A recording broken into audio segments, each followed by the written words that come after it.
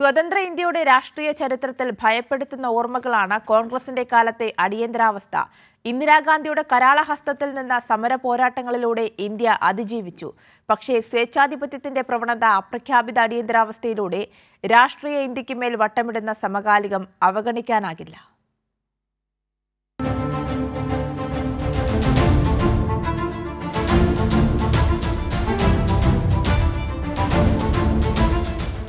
ആയിരത്തി 1975 മുതൽ 1977 വരെയുള്ള 18 മാസക്കാലം പോരാടി നേടിയ ഭരണഘടനയുടെ മൂല്യങ്ങളും ഇന്ത്യ എന്ന ആശയവും ആക്രമിക്കപ്പെട്ട നാളുകൾ. ഇന്ത്യൻ തെരുവുകളിലാകെ പൗരാവകാശം ചോദ്യം ചെയ്യപ്പെട്ട കാലം. ഭരണകൂട ഉപകരണങ്ങളെ ഇന്ദിര ഇന്ത്യൻ ജനാധിപത്യത്തിനു മേൽ തേർവാഴ്ചയ്ക്ക് ഉപയോഗിച്ചു.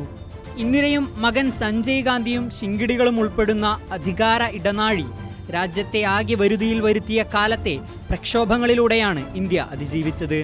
11 ദശലക്ഷം പേരെയാണ് നിർബന്ധിത വന്ധ്യംകരണത്തിലൂടെ വരിയുടച്ചത്. ആ ഭീകര സ്വത്വത്തിനെതിരെ ബാക്കിയുള്ള പ്രതിപക്ഷം എല്ലാം കൈകോർത്തു.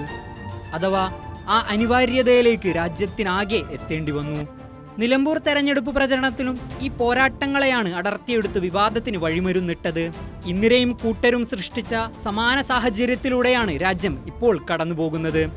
അപ്രഖ്യാപിത അടിയന്തരാവസ്ഥയുടെ സാഹചര്യം അധികാരത്തിന്റെ അപ്രമാദിത്വം ചുരുങ്ങിയ ചിലരിലേക്ക് നീങ്ങുന്നതും വിദ്യാർത്ഥികളുടെയും കർഷകരുടെയും പ്രക്ഷോഭങ്ങളെ രാജ്യദ്രോഹ മുദ്രകുത്തി വെടിയുതിർത്തതും ചില ലക്ഷണങ്ങൾ മാത്രം.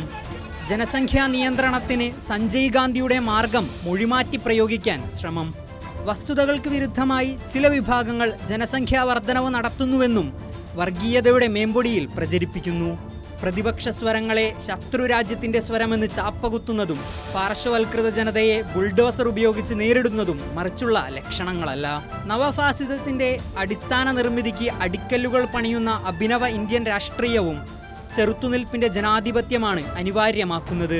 ഈ അടിയന്തരാവസ്ഥ വിരുദ്ധ ദിനവും അമിതാധികാരത്തിന്റെ ഭരണകൂടത്തോട് എതിരിട്ട പ്രതിഷേധ മാർഗങ്ങളും ഓർക്കാൻ ഇടം നൽകുന്നു. Political desk, Kairali news.